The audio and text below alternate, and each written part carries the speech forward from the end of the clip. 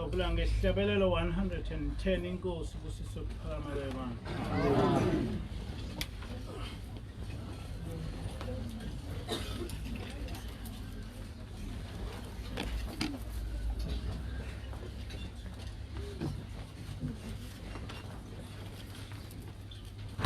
Isihlabelelo 110. Ngazi siyasebenza.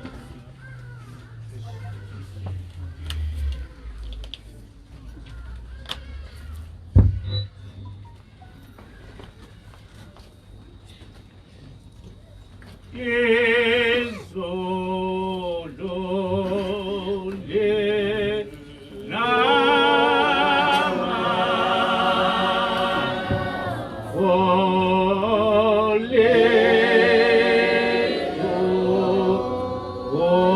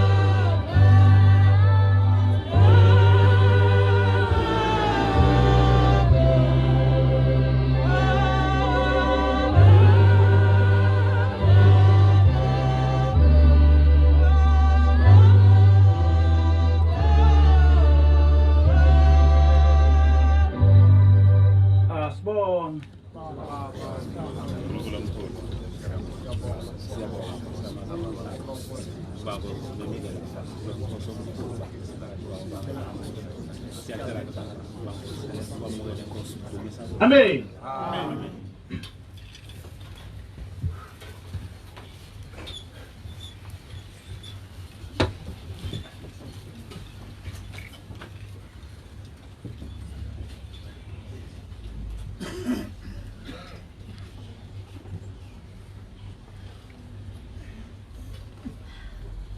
Lo mkhosi ehlangene ngawo namhlanje awukaze ube khona emhlabeni. Angazi noma kwa-Israyeli wakwaba khona yini, kodwa akubhaliwe ngawo. Ebandleni lamaNazaretha awukaze ube khona. Ngicabanga ukuthi kwaku-2008 kwafika la ekhaya u-anti wami uMadube owaye ewumkhokheli kodwa futhi eyisangoma. Ngaleso sikhathi sasesebuhleli, yayisifikile le ngilosi, kodwa sazi ukuthi ingilosi siyibiza kanjalo ukuthi ingilosi, kodwa singazi ukuthi ingilosi eyisima kanjani ngoba yayingasitshele lutho ngayo, ngaphandle nje kokuthi yazithula kimi ngokuthi udadewethu umkhokheli-ke yamthanda njengokuthi mhlawumbe usqueeze mangakubiza ngokwesizulu. Lokhu ukuthi udadewethu kwangena kakhulu engqondweni nasenhlizweni yami, kodwa sesibonile ukuthi akusiyena umuntu lo wasemhlabeni, ngoba kwakungekho bubi esasingase sibukhombe kuye. Sasesithi-ke ingilosi ngoba sasingeke sithi uSathane, kodwa wayengasiyena umuntu ngoba noma wayehlala nathi, kodwa kwakuthi mangabe efika singazi ukuthi ufike kanjani lapho esikhona, noma sehamba singazi ukuthi uhambe kanjani. Ileyo nto eyayisimangaliso kakhulu kithi ekufikeni kwengilosi lapha, ukuthi sasiye singazi ukuthi iqhamuke kuphi, futhi noma ihamba singazi ukuthi ishone kuphi.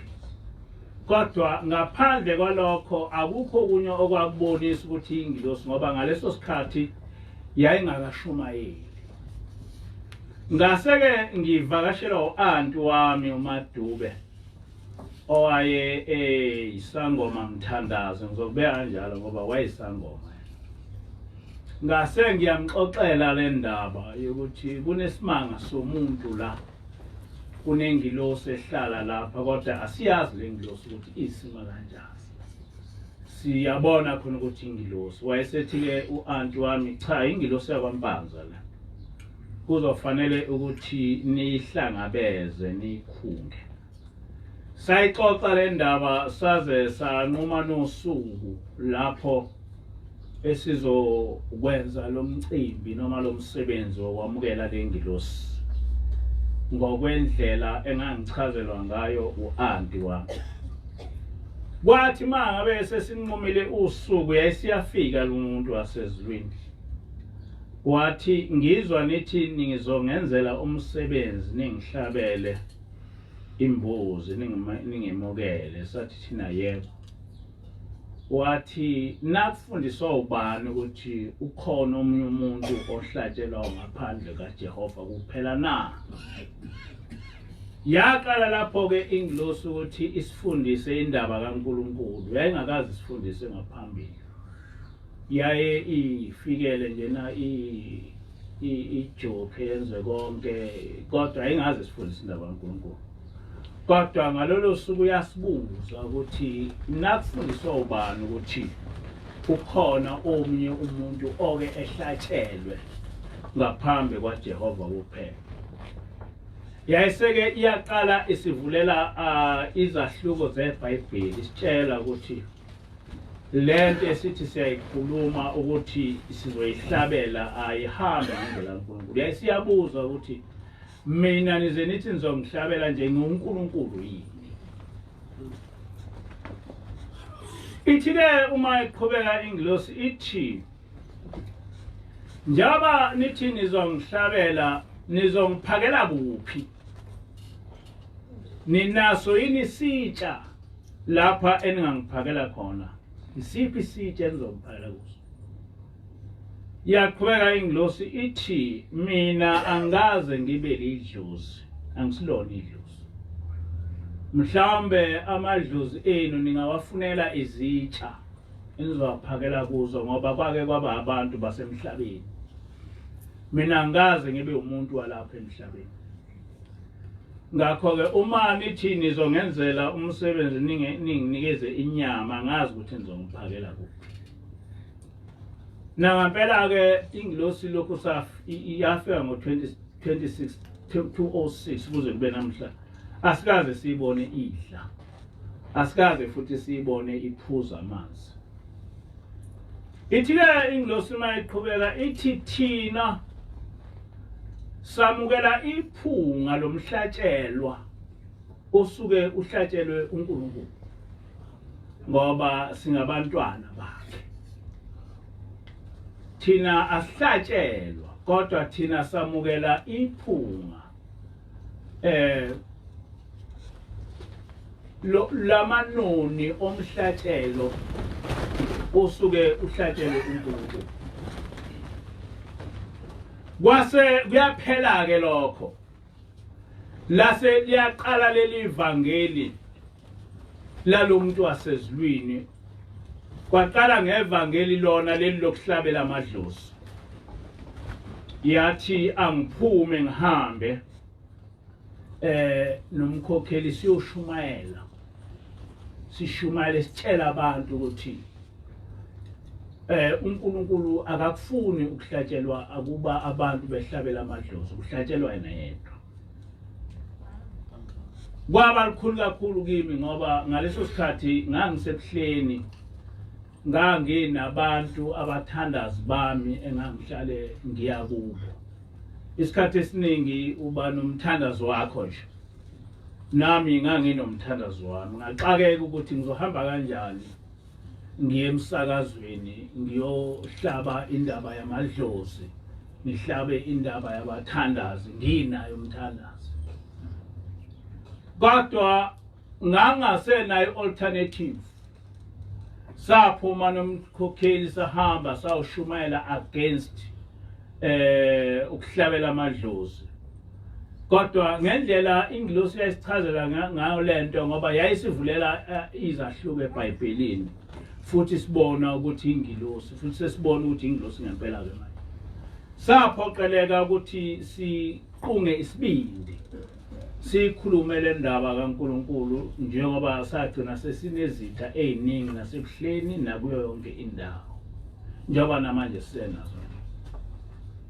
Kodwa kwahamba sesifundile le ndaba kaNkulunkulu. Sasesifundiswa ukuthi kubaluleke kangakanani ukuthi sikhumbule abantu bakithi abangasekho sibanikelele.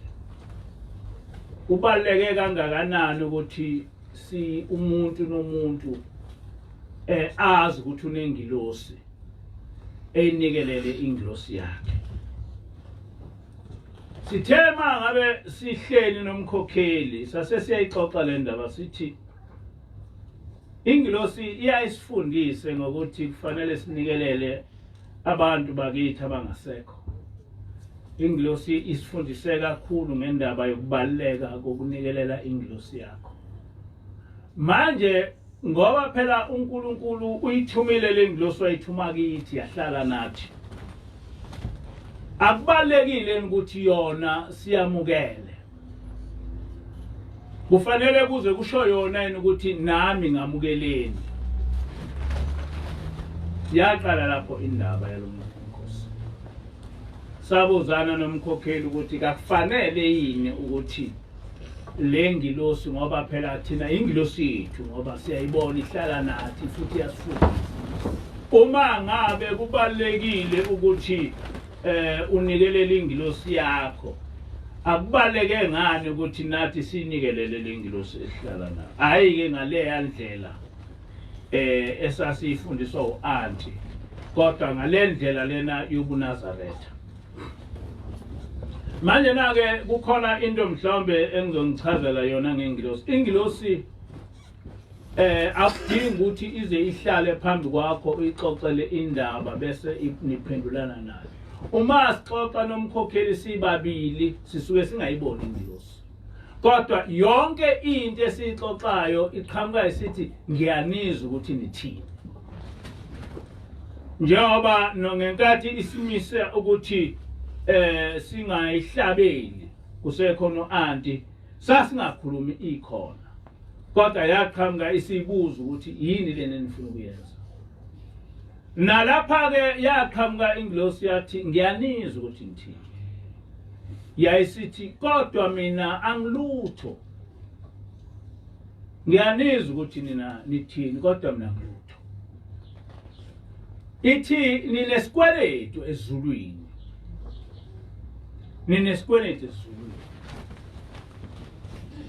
uNkulunkulu wanithumela uMprofethi. Kodwa lo mprofethi anaze nambonga uNkulunkulu. Ithi ke ingilosi uma umuntu ekupha isipho uyasibonga. uNkulunkulu wanithumela uMprofethi. Kodwa lo mprofethi enathunyelwa uNkulunkulu anikaze nimbonge ezulwini.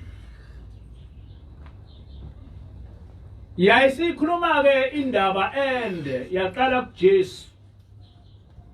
Yathi uNkulunkulu wathuma uJesu. uNkulunkulu wahlala kuJesu. Kodwa uJesu ngenkathi eze emhlabeni wayelethe izwi likaNkulunkulu. Ithi kodwa abantu abazange bakubona lokho, abazange balibona izwi likaNkulunkulu. Kodwa esikhundleni sokuba bebone izwi babona isitha. Esikhundleni sokuba bebone izwi likaNkulunkulu babona isitha. Ithi abazange balibona izwi likaNkulunkulu babona isitha. Abazange babona ukuthi uNkulunkulu uhleli kuJesu. Kodwa babona isitha. Base bayambulala uJesu. Ithi kwahamba uNkulunkulu wathuma uMprofethi uMahomed. Ithi uMprofethi uMahomed wayithunywa uNkulunkulu. Yakukhuluma nje lokho baqonda. Yathi uNkulunkulu wayithunywa uNkulunkulu. Yayisithi ke kwahamba isikhathi eside. uNkulunkulu wayese uyayikhumbula iAfrika. Wayese bakhumbula abantu abamnyama. Wabathumela uMprofethi wabo uIsaya. Ithi ke ingilosi uMprofethi uIsaya, uMprofethi wayeze lapha emhlabeni elethe usiko lwasezulwini. Ukuthi abantu bephile bethathe usiko lwasezulwini. Yayise iyachaza ingilosi ukuthi ukugcina isabatha kulusiko lwasezulwini. Yayibala zonke izinto zathi usiko lwasezulwini. Khona usiko lwasemhlabeni bese kuba khona usiko lwasezulwini. Ithi ke uMprofethi wanikhipha osikweni lwasemhlabeni wanikeza usiko lwasezulwini. Ukuze uma ngabe nisuka lapha nihambe nifike lihlale ezulwini ngoba vele nisemhlabeni beniphila ngosiko lwasezulwini. Njoba kade ekhuluma umkhokheli wathi nalapha kuba nezithebe. Wathi ke nabantu baba nezithebe lapha abahlangana khona bedla inyama benze yonke into yathi kodwa usiko lwasezulwini isithebe sasezulwini isidlo amen ilokhu zasezulwini isidlo ya khuluma ke izinto eziningi isitshena ukuthi kubaleke ngani ukuthi sibonge kuNkulunkulu sibonge ukuthi uNkulunkulu wasipha uMprofethi yathi ubaba mkhulu wayengeke eyibonge noma etshele nina ukuthi mbongeni ithi ayenzeki into enjalo ithi kodwa kufanele ukuthi kucabange nina ngoba yena wayesipho esivela uNkulunkulu kufanele kucabange nina ukuthi asimbonge uNkulunkulu yayise iyagcizelela ingilosi ithi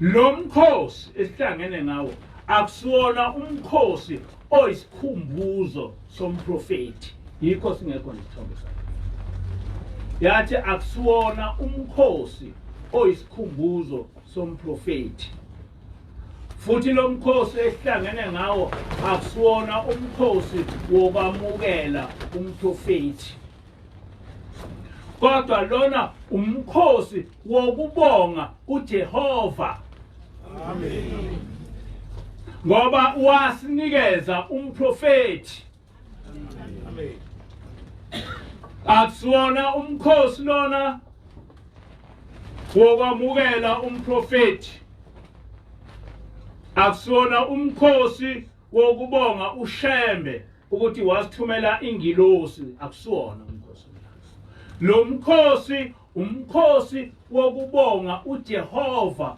ukuthi wasinika uMprofethi wabuyisa ukukholwa emhlabeni wabuyisa usiko lwasezulwini emhlabeni isho njalo ingilosi ithi wabuyisa usiko waletha usiko lwasezulwini emhlabeni wanikhipha osikweni lwenu lwasemhlabeni waninikeza usiko lwasezulwini njengoba silapha ke singabantu abaphila ngosiko lwasezulwini ngaso sonke isikhathi noma wenzani as umuntu ohamba ngosiko lwasezulwini kufanele ukuthi lokhu kukhona yini osikweni lwasezulwini lokho engikwenzayo kukhona yini osikweni lwasezulwini ngoba uShembe ukubhale phansi ukuthi khumbula ukuthi usuwenze isivumelwano noJehova sokuthi usiyohlala endlini kaJehova kuze kube sekupheleni kwensuku zakho usiyothatha usiko lwasezulwini uze ufe ingilosi kubize kanjalo yathi usiko lwasezulwini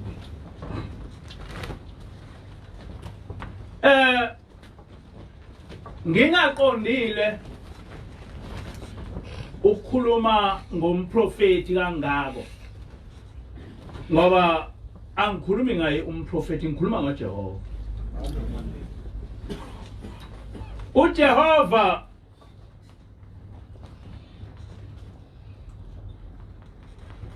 wamema uMprofethi entabeni yasenhlangakazi wamema engakafiki kwaZulu wathi siyohlangana entabeni yasenhlangakazi wafika uShembe washumayela lapha kwaZulu kodwa ngelinye ilanga ngoba waye umuntu nje noma wayeshumayela edumile ngokushumayela kodwa waye umuntu nje wayengasiyona inkosi njoba bonke oShembe namhla sebengamakhosi kodwa yena wayengasiyona inkosi wayefana nathi nje wayese ethunywa ngesinye isikhulu ukuthi siyomlobolela kwamaphumulo. Wathi ma kwamaphumulo wafika uNkulunkulu ebusuku. Wathi uzofunani? Wathi baba mkhulu ngizolobola. Ngithunywe isikhulu esithile ukuthi ngizosilobolela umntanami. Wayesethi uNkulunkulu noma izwi lathi awuthunywanga la emhlabeni ukuthi uzothunywa ngabantu. Wathunywa yimi hayi ukuthi uzothunywa ngabantu. Lasethi lelizwi kufanele ukuthi sihlangane entabeni yasenhlangakazi. Wayese evuka ekseni ubaba mkhulu kwamaphumulo ebuza ukuthi iphi intaba yasenhlangakazi. Base bethi laba balapha kwamaphumulo intaba yasenhlangakazi yena kwamaphumulo akusiyona indawo ehlukene. Angithi Mdlolo. Yes, Mdlolo ngakho. Bathi intaba yasenhlangakazi intaba embi kabi. Awukwazi ukuthi ungaya kuyo. Wathi ushembe kodwa uNkulunkulu uthi angihlangane naye khona. Kodwa ngendlela abayichaza ngayo lentaba washawa uvalo. Wayesebona ukuthi ngoba nasentabazwe lapha engiqhanga khona ikhona intaba. Kungcono ukuthi ngiye khona ngiyodumisa uNkulunkulu khona. Injalo ke indaba kaNkulunkulu uma ngabe noma ngabe ukhethiwe noma ngabe kunjani uma uNkulunkulu efika kuwe kuba khona okuningi ukudideka. Akusiyona nje into vele ube umuntu nje wasezulwini owazi yonke into cha kwenzeka. Njengoba sesihleli nengilosi nje sesingabantu abaziyo kwakukhona okuningi ukudideka ngenkathi ifika ingilosi phakathi kwethu. Futhi yafika yazi ukuthi kuzoba khona ukudideka ngoba njengoba ngisho ukuthi kwaphela mhlawumbe 6 months ingakhulumi lutho ngendaba kaNkulunkulu. Isafuna nje ukuthi siyamukele. Wathi mayisibona ukuthi sesiyamukele sesijwayele sesiyayazi. Yayisiqala ke manje na ke ishumayela. Njengoba ngisho ukuthi yaqala kimi yathi udadewethu. Ngenxa yokuthi vele ngangenayo udadewethu lokho ukuthi udadewethu kwaba into enkulu kimi. Ngelinye ilanga yayihamba nami sibe sedrobheni ifike ngithengele nginamashati njengangathele ngahlaleni nginawo ngathi kumkhokheli no elinye la selithanda kulokho ngathi no asilivuse silibeke kahle. Nebhantshi nje engangilithengela uhlaleli. Nginombhede sasithengela uhlaleli. Sinelokhuza dining room le i-lounge sasithengela uhlaleli. Ngoba kwakudadewethu efuna sifile ukuthi ungwakwethu singafili ukuthi uyingilosi. Kanjalo ke nobaba mkhulu ngenkathi ifika izwi lithi hamba enhlangakazi wathi yena cha zikhona intaba entabazo and zikhona intaba entabazo. Wayesaza lapha eThekwini efike egibela isitimela. Esayibonile nentaba ozoya kuye entabazo. Kodwa wathi ma lapha kuthiwa yini ndawo? Bottas Hill. Why la Bottas Hill? Lapho owathi esestimeleni lafika lelizwi lathi shembe uyapi. Wathi baba mkhulu ngiya intabazo lathi izwi kanti kuthiwe. Yathi cha abantu bathena le ndawo engizoya kuyo ingozi ngeke ngithule. Ukhuluma noNkulunkulu. Le ndawo okuthiwe ngiya kuyo ingozi angeke ngiye kuyo. Ikhuluma ngala basetiphameni indaba yokuthunywa uNkulunkulu ngoba kufanele ukuthi mawuthunywa uNkulunkulu ukhohle umuntu. ukhohlwe impela umuntu ukuthi uzokufa noma kuba kanjani kufanele uma uthunywa uNkulunkulu uyikhohlwe leyo. Kodwa akuyona into elula, kodwa kufanele ukuthi yenzeke.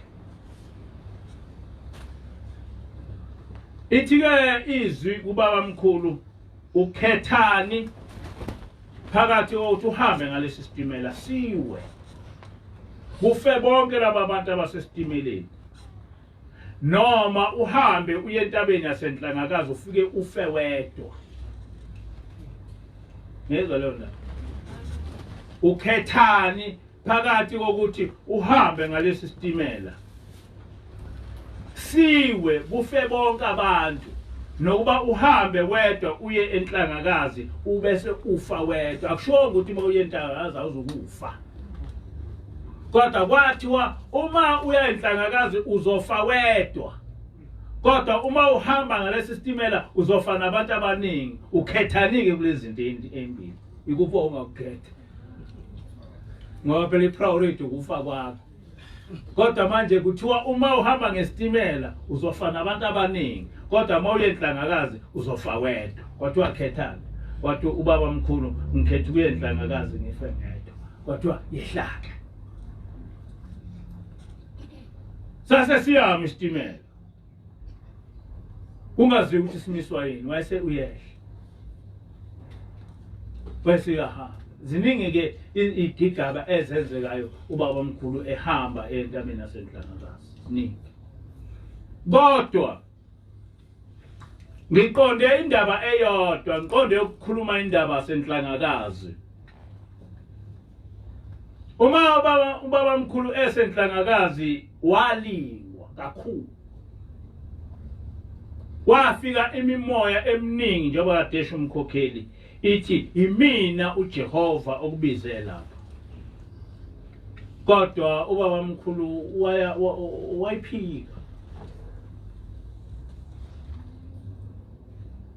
Kodwa ubaba mkhulu wayesezwa iphunga.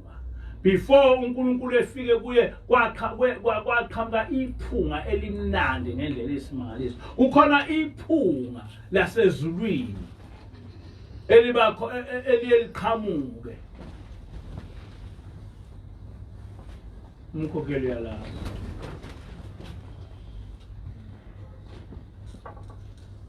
Wathi mayezwa leli phunga wayesezwa ihlahla zihlabelela zikhuza ingcwele,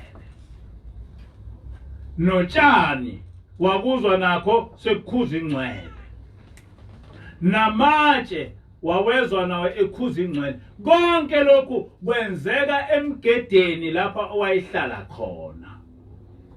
Thina njengoba silapha silandela umuntu owahlangana noNkulunkulu emgedeni. Ngiyabuzwa lokho. Ubaba ilanga wakwasitshela lo mgede lo uzima namanje ekuzuye kuwo. Ngangibuza ukuthi kodwa ngabe ngidakiwe. Ngangahlala kulo mgede. Uma ngihleli ngithi ngihleli bese ngithola sekunenhlwathi ngangathini. Wayetsheliwe futhi ukuthi kule ndawo yasenhlakazi kukhona indlambila zinyoka ezinkulu lezinto ezinjalo awukwazi ukuhlala khona. Kodwa ngoba izwi likaSimakade laselimbizile, he had no choice. He had no choice. Kodwa wathi ma esehleli la entabeni yasenhlangakazi sekuqhamuka lokho, uthi ubaba mkhulu wezwa neziboya zomzimba wakhe seyihalalisa. Naye wahalalisa. Wathi mayehalalisa waphuma la ehlathini. Wathi mayephuma ehlathini ebheka laphana kulokhona umfula lapha enhlakazi kuthiwa yini? Mvoti. Wathi mayebuka emvoti wabona laphana empumalanga kuza ifu. Leli ifu leli kuphambana imbani. Phakathi kwaleli ifu kukhona umuntu owayefake ingubo ende ebubende. Wahalalisa ubaba mkhulu. kumnandi ukuhlala noNkulunkulu. Amen. Wahalalisa baba mkhulu. Uthi-ke ubaba mkhulu lesi simanga somuntu uyambiza ukuthi ukhonzekile inkosi yezulu. Wayengasho ukuthi uJehova wathi ukhonzekile inkosi yezulu. Wathi ikhusela lasezulwini. Uthi ubaba mkhulu wathi mayifika ukhonzekile wayephethe itray. Leli tray limboziwe, limbozwe ngendwangu enhle. Uthi wayese uyaguqa ubaba mkhulu. Eguqa ehlathini, eguqa emgedeni, eguqela uNkulunkulu. Uthi-ke ubaba mkhulu ikhusela lasezulwini lase liyalivula leli tray selithatha isidlo selimamukelisa sona. Uthi ubaba mkhulu ngathi mangisemukela lesi sidlo ngenkathi nje ngesigwinya ithi ngaso sona leso sikhathi kwase kuyanqamuka ukuba ngibe umuntu ozele umfazi nendoda. Kwanqamuka ngaleso sikhathi. Kwathi makunqamuka uthi ngaso leso sikhathi ngaba khona ezulwini, ngaba khona emhlabeni, ngaba khona ngaphansi komhlaba. Ngaso leso sikhathi ngaba khona emandulo. Ngase ngikhumbula ukuthi sekungokwehlanu uNkulunkulu engithuma lapha emhlabeni. Ngaso leso sikhathi ngakwazi ukuthi ngifunde inhliziyo yomuntu. Kukhona into esimanga lesezulwini badala. Ezulwini uma usumoya angazi noma namadimoni akwazi. Kodwa ingilosi ziyakwazi ukufunda inhliziyo yomuntu. Yabona nje abahlala nengilosi njena awudingi ukuthi izinto eziningi uma ukhuluma nengilosi uze ukhulume nayo. Ikuphendula usacabanga. Sacabanga. Isiyazi ingilosi ukuthi uthini bese yathi hayi ngiyakuzwa ukuthi uthini. Lokho kushoyo kuhamba kanje. Okwesibili ningakwazi ukuthi nonke njengoba nilapha njena ingilosi iyanazi uthi uhleli nomyeni wakho, uhleli nonkosikazi wakho ebusuku ube uxoxa naye, uxoxa ngalezi zinto zala ekhaya. Ingilosi zonke iyazazi. Isuke ikhona. Okunye yabuya izositshela ukuthi lo uhamba kanje. Lona kade ethi nomkakhe, lo kade ethi nomkakhe, lo kade ethi nomkakhe, lo kade ethi nomkakhe. Ayikho into eningayenza lapha uhlalelene engayazi. Ayikho. Nathi futhi ayikho into esikwazi ukuyenza uhlalelene engayazi. Hayi ukuthi inkolelo leyo cha. Into eyenzeka phambi kwethu siyibuka. Manje na-ke uthi-ke ubaba mkhulu ngaso leso sikhathi ngaba ngowasemhlabeni, ngaba ngowasezulwini. Ngaso leso sikhathi kwanqamuka ukuthi ngibe umuntu ozalwe umfazi nendoda. Ngaba sezulwini, ngaba semhlabeni, ngaba ngaphansi komhlaba, ngaba ngowasemandulo. Ngaqala ukukhumbula yonke impilo yami eyake yabakhona ngaphambi kokuthi ngifike lapha kwaZulu. Wayesethi ubaba mkhulu ngilokhuza ngingumprofethi, ngumpristi, uMprofethi womkhathi. uMprofethi womkhathi. uNkulunkulu walanda uMprofethi womkhathi ukuba ezohlala nathi. Uthi-ke ubaba mkhulu ngaso leso sikhathi kwaseqhamuka inqola yasezulwini. Ngase ngembeswa izingubo zedili. Ukubiza kanjalo bamkhulu uthi ngembatha izingubo, ngembathiswa ukhonzekile izingubo zedili. Bantwana basekuphameni. ngikhuluma indaba yasezulwini. Esake sayibona sinoMprofethi nomkhokheli mhla ka-26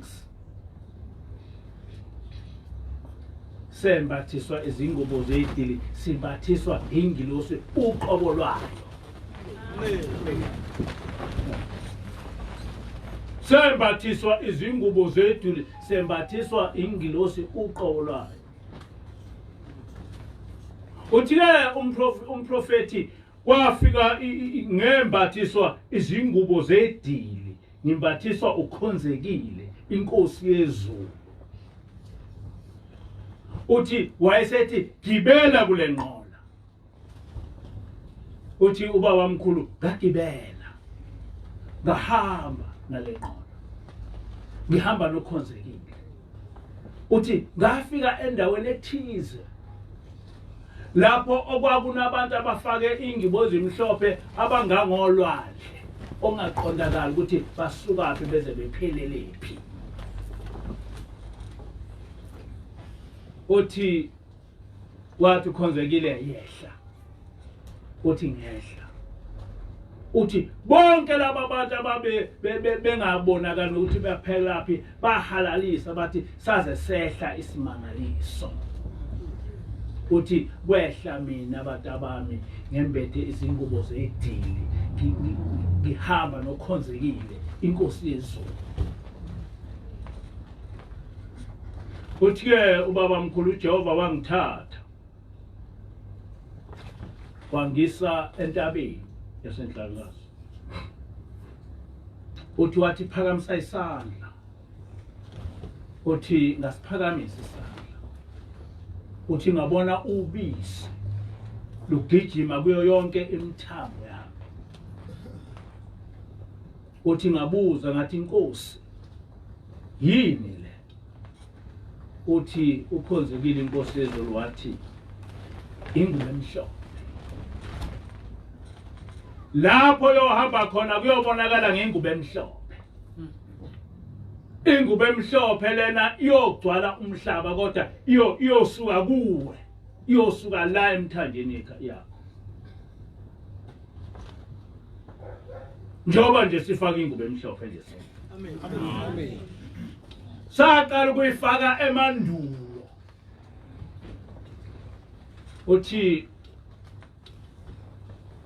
wabuya ukhonzekile inkosi yezulu wathi phakamisa isandla. Uthi ngasiphakamisa isandla. Uthi ngabona umlilo ugijima ngemthambo yami. Uthi ngashawa uvalo. Uthi ngathi inkosi yini lena? Uthi wathi ukhonzekile inkosi yezulu amandla umlilo onikwayo. Wathi uma wehla lapha uzobe unalo umlilo. Uyoshisa amadimoni, ushise zonke izifo ngalomlilo lo. Nempela ke siubonile thina umlilo kaShembe. Nabazali bethu bawubonile umlilo kaShembe. Angizange ngabona okababa mkhulu ngiye ngixoxele ngakho. Kodwa ngangawubona obaba ilanga. Ngangisethemba le. Ngangisethi. Kodwa lesiyasimangaliso angisikhohlwa ngangisemncane impela kodwa that picture has never ended in my mind. Mhla ngibona ubaba ilanga ethandazela izigugu eThembani.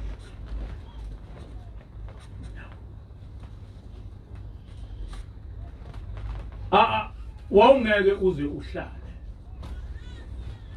Wawushawa uvalo kuze kube isimangaliso ngoba uma ubaba ilanga esendlini abantu belindile lapha amadimoni ayemuzwa engakaphumi endlini. Uma kwakuthandazelwa iguli ngesikhathi kababa mkhulu ngesikhathi kababa ilanga kwakuba nabashumayeli abahlalela ukuba bebambe abantu ababalekayo.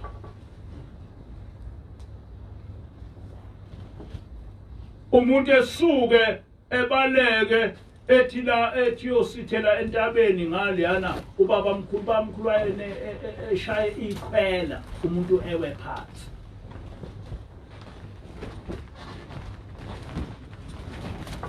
Kodwa namhlanje na ingilosi ithi cha anikhulumi ngobaba. Kodwa angikwazi ukuthi ingakhulumi ngaye ngoba kufanele nazi ukuthi lento eniyibonga kuNkulunkulu kwakuyisipho esinjani. Amen. Nangezinto. Amen. Lento eniyibonga namhlanje na kuNkulunkulu yayisipho esinjani. Angikwazi ukuvele ngithi njena wasipha uMprofethi and it ends there. So, fanele ngichaze ukuthi lo mprofethi esamnikezwe ezulwini wayenjani. Wayenjani. Lo mprofethi esamnikezwa ezulwini wasikhipha kuphi? Sasikuphi? Manje sikuphi?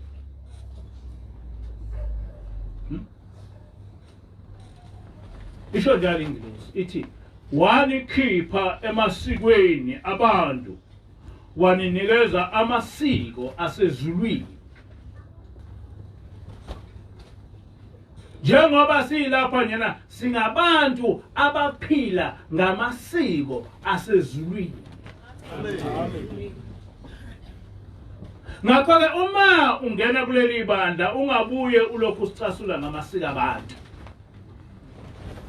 Asinasi isikhathi samasiko abantu ngoba sithathe isifungo sokuthi namuhla sesiyohlala endlini kaJehova kuze kube sekupheleni kwezinsuku zethu. Isifungo leso esisithathile. Ngakho-ke sehlukene namasiko abantu sakhetha amasiko asezulwini. Amen. Sihlukene nempilo yabantu sakhetha impilo yasezulwini. So kuyo yonke into esiyenzayo kufanele njengoba njena singabokuqala abenzela umkhosi senzela uJehova. Sibe ngobokuqala ukuthi umhlaba wazi ukuthi umuntu kwenzeka kanjani ukuthi ethi esemhlabeni ephile impilo yasezulwini. How does it happen? And people must look at you. Ukuthi kwenzeka kanjani ukuthi umuntu esemhlabeni ephile impilo yasezulwini.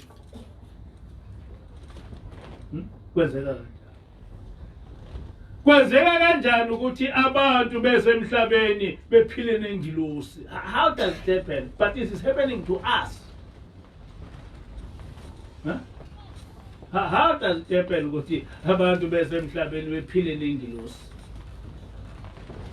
To the whole world that is a dream. To the whole world that is a fantasy. Ukuthi umuntu ela emhlabeni engaphila nengilosi. It's a dream, it's a fantasy. Hello? But it is happening here with us. Amen. It's happening. And why is it happening? Ingilosi izodemonstrate ukuthi uma ngabe singaphila impilo yasezulwini singahlala nengilosi. Amen. That is a simple demonstration. Yokuthi uma ngabe ungayiphila impilo yasezulwini ungahlala nengilosi ulapha emhlabeni. Abantu bakwaIsrael abanye babekwazi ukuphila nengilosi besemhlabeni. And lokhu kufika kwengilosi izohlala nathi is a demonstration yokuthi leyanto eyaye kuyenzeka kwaIsrael yonke ingenzeka kithi. But it's a question of understanding. Do we understand ukuthi sihleli nabantu basezulwini? Do you understand ukuthi njoba kunalomhlangano baba mkhulu khona phakathi kwethu? Do you understand ukuthi njoba sinomhlangano ubabila ngokhona phakathi kwethu? Ngokeke sibone into enkulu. Sibone into enkulu. uNkulunkulu sibone into enkulu. Mkhokheli ngixoxela indaba enkulu. ukuthi kulamasonto nje edlule ingilosi iyakhuluma ukukhuluma ngibona umkhokhele kade bethanda ukugula ngabona ephila. Amen. Yabo. Ithi ingilosi ningathini? Angithi mkhokhele ningathini? Awubatshela.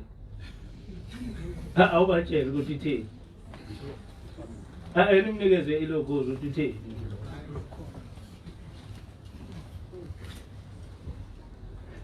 Siphila impilo eyisimangaliso.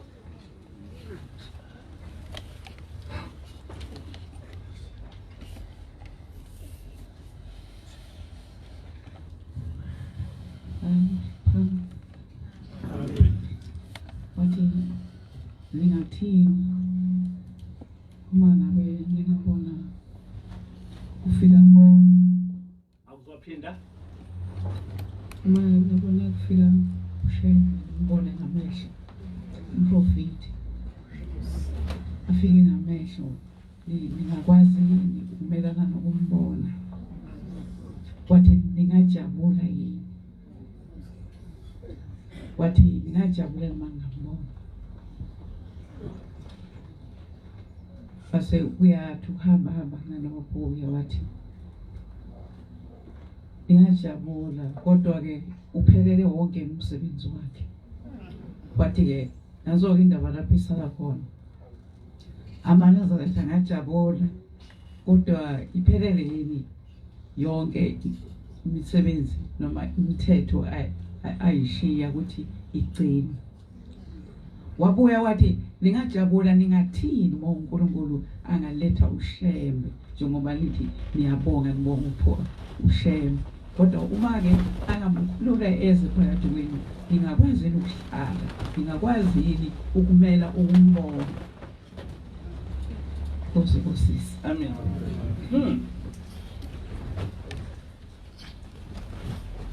Isimangaliso lesi. Yabo. Uyabona lento ekhulunywa umkhokheli ibingakhulunywa umuntu. Bingakhulunywa umuntu. Ikhulunywa umuntu wasezulwini uthi ningathini uma ningambona uMprofethi sephakathi wenu. Kodwa khona okushilo futhi okushilo umkhokheli ngoba ayigcinanga lapho.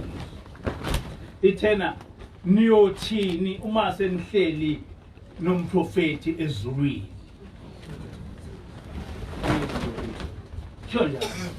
Ya ayigcinanga ukuthi ningathini uma nimbona ephakathi kwenu. Ithena niyothini manje na senihleli noMprofethi ezulwini.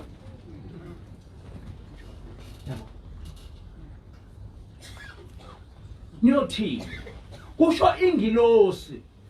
Ngijwayele ukusho ngithi uyayithi uma uhlaleleni ekhuluma bese ngifikelwa usizi ngithi konke lo muntu okhulumayo wayekhona uAdam noEva engakabikho. Konke lo muntu engikhuluma naye angeke ngitshele ukuthi uyise nonina ubani. Konke lo muntu engikhuluma naye wayekhona uSathane exoshwe ezulwini. Yabo. Thina sihlala nomuntu ongananina, onganayise, onganakuqala nokuphela kwezinsuku. Sihleli naye, siyambona, uyasikhuluma nathi. Yabo. Ukhokha nathi. Uba umuntu njengathi nje. Uma ufika isikhathi sokuthi esine. Uma ufika isikhathi sokuthi ethukuthele. Kodwa sihleli naye na siphila kwesikhathi samanje kodwa siphila impilo eyayiphilwa ngoMose siphila namhlanje. Siphila namhlanje. Namhlanje na we are the first group in the whole world okuthiwe ake sibonge uNkulunkulu ukuthi wasithumela uMprofethi. Yathi ingilosi uNkulunkulu wathuma uJesu. uNkulunkulu wahlala kuJesu kodwa abantu abalibonanga izwi likaNkulunkulu babona isitha sabo. Baze basihenga emthini basibulala. Ithi ke uNkulunkulu emva kwesikhathi wathuma uMuhammad kodwa ke uMuhammad wayele kuma-Arab. uNkulunkulu wayesekhumbula iAfrika wathuma uMprofethi ithi ingilosi uShembe walethelwa emhlabeni kuba ezonifundisa amasiko asezulwini. Amen. Wazolihlukanisa namasiko asemhlabeni, wazonifundisa amasiko asezulwini. Kodwa nina anifuni ukwamukela amasiko asezulwini. Njengoba ingilosi ihleli nathi nje lapha izosifundisa amasiko asezulwini, izosixoxela izindaba zasezulwini. Bantwana basePhameni, ayikho into emnandi njengokuhlala noNkulunkulu. Ayikho into emnandi njengokuhlala nengilosi. Ayikho into emnandi njengokuthi ula emhlabeni ube wazi zonke izinto zasezulwini. That is what we are experiencing. That's what we are experiencing. And that is what we want you to experience. Ukuthi izulu likhona bantwana basePhameni. Uma ubungabazi ukuthi izulu likhona, izulu buka mina. Futhi ungakwazi ukuthi uyiphile impilo yasezulwini ulapha emhlabeni. Uma ungakwazi buka mina. Angisho ukuthi I'm so perfect, but ngi-pilot project. Leli bandla liyi-pilot project yokuthi ungakwazi ukuthi uthi ula emhlabeni uhlale nomuntu wasezulwini. It's a pilot project. Njoba ingilosi ihleli nathi njena siyi-pilot project yokuthi izulu likhona. Siyi-pilot project yokuthi izingilosi zikhona ziyababheka abantu. Siyi-pilot project yokuthi ingilosi iyinto enjani. No one knows ukuthi ingilosi iyinto enjani, but siyayazi thina. No one knows ukuthi ingilosi icabanga kanjani, ikhulume kanjani, but we know him. We know it. Noma nisuke ningayiboni kodwa seniyazi ngoba nihleli nabantu ababona abayazi. Nani seniyayazi. Seningaxoxa indaba enkulu ngendaba. Seningaxoxa indaba enkulu ngendaba yezulu. Amen. Ngixoxa indaba enkulu ngendaba yezulu. Ningasuki bantwana basePhameni kuNkulunkulu. Ningasuki kuShembe. Ngoba uShembe samphiwa uNkulunkulu. uMprofethi samphiwa uNkulunkulu. Ningasuki. Niyeke yonke le ndaba lena yamalokhuza yepolitiki yomndeni nani. Nina landelani umuntu esamnikeza uNkulunkulu. Njengoba silapha nje namhlanje na sihlangene ngokuzobonga kuNkulunkulu. Sizobonga uJehova ukuthi uJehova usiphe uShembe. Amen. Elizwi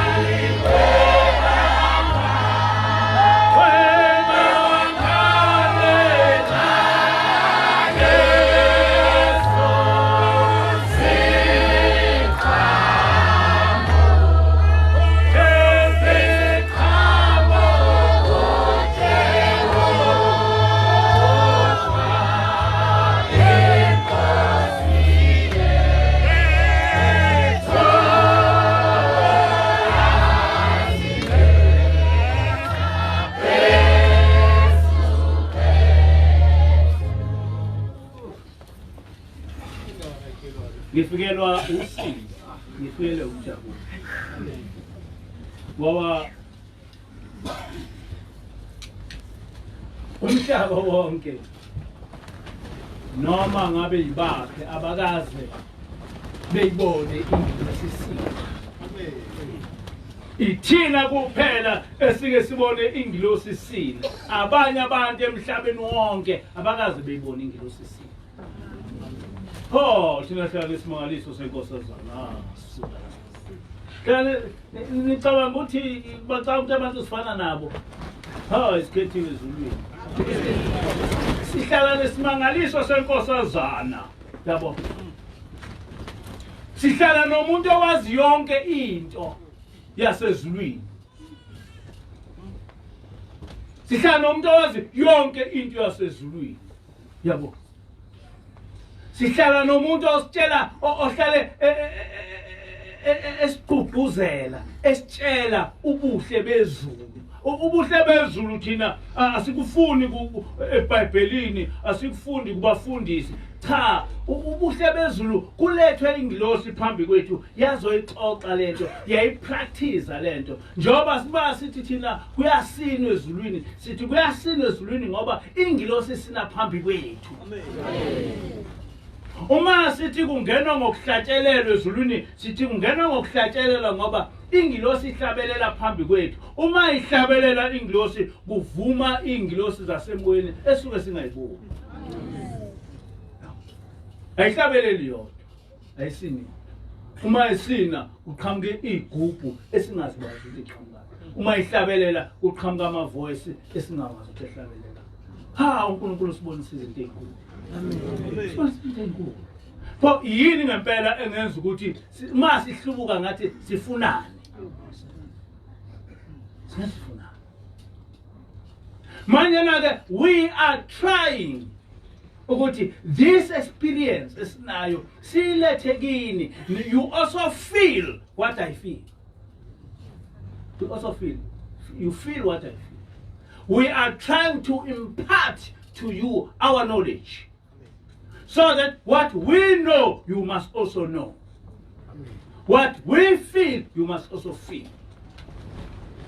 Uma sithi uNkulunkulu khona, uNkulunkulu khona. Uma sithi uNkulunkulu uyasithanda, uNkulunkulu uyasithanda. Ngakho-ke wena musu kubheka ngapha nangapha nangapha nangapha, funa uNkulunkulu. Hamba ngendlela kaNkulunkulu. And uma ngabe ungasezubuzwa ngami, ubani omunye umuntu ozoqhamuka ekuthele. Iqiniso lasezulu ngoba mina uNkulunkulu wehlisa ingilosi. Yahlala kithi sobabili sinomkhokheli, hayi ukuthi into njenge experience. Yahlala nje, yahlala. Osekusele ukuthi kwenze ukuthi ihle. Osekusele ukuthi kwenze ukuthi mhlawumbe ibe phakathi kwenani ibona. Kodwa nje ingilosi siphila nayo nje. Isitshela yonke indaba yasezulwini ukuthi manje kwenzeka kanjena ezulwini, ezulwini kuhanjwa kanjena, uma ufa kwenzeka ukuthi, uma uphila kwenzeka ukuthi. Yonke into we know ukuthi asikwazi ukuyixoxa yonke, but we know everything. We know everything. Ngoba ingilosi, this is a very long time. Ingilosi yaqala ukushumayela from 2010. Kodwa ngayifike from 2006. Kodwa yaqala nje ukushumayela seriously ngendaba yezulu 210. And we are 9 years old. Sifundiswa indaba kaNkulunkulu, sihleli nengilosi. Leyo nto yagcina ngoMahomed. Yagcina ngoMahomed.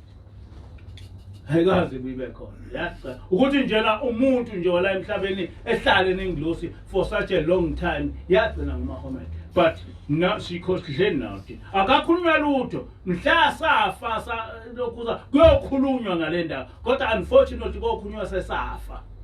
Ukuthi kwake kwaba khona abantu ababehlala nengilosi. Yebo.